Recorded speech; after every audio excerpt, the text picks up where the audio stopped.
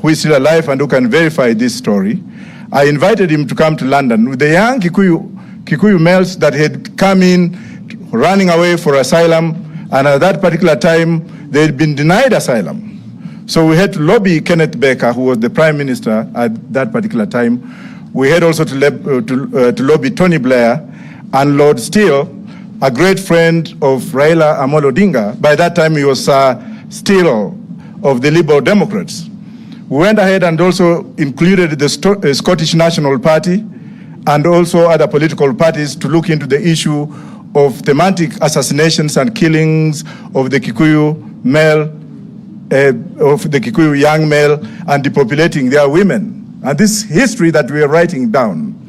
As a result of that, we lobbied the United Nations Human Rights Commission, of which they sent our special rapporteur, Professor Philip Sons, who came on a fact-finding mission in this country, and then what he found out was very appalling. He made his report to the United Nations in New York, and then the United Nations High Commissioner for Refugees in Switzerland came up with guidelines on how to treat asylum seekers from this nation, especially of the Kikuyu origin. And that's why we heard for the first time lots of them being given asylum in the UK.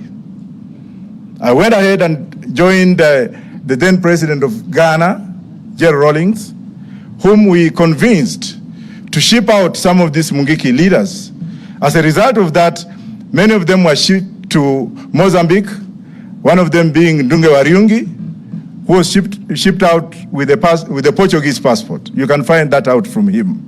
And because of thematic and systematic killings, our lives were put in danger, save for James Orengo and Mheshimiwa Raila Odinga, who is sitting here, who came in London, made many trips in London to console with us, with those particular families that had lost their siblings. I hold the former president accountable for the thematic elimination of the Kikuyu community, something that Gachagua is now repeating. And let me assure you that we are appealing to the British government not on cameras. I am appealing to the British government not on cameras, but we know what we are going to do. To ban those who are involved from stepping foot in Britain and EU, to ban those who are spearheading these systematic killings of young Kikuyu men and women from setting foot in Britain, in USA. And I can assure you that when I say it, I mean it. I know what I'm talking about.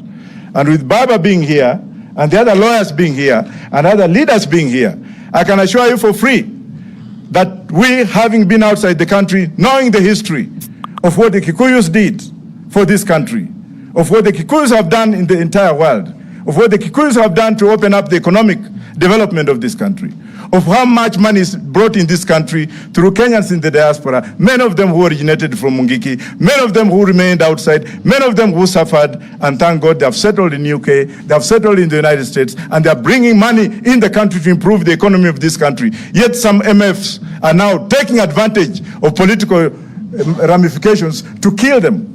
Gachagua is just a small man. You may have the barrel of the gun. You may have all the powers. You may have all the police. But when the day of reckoning comes, you'll be alone. We have seen other leaders who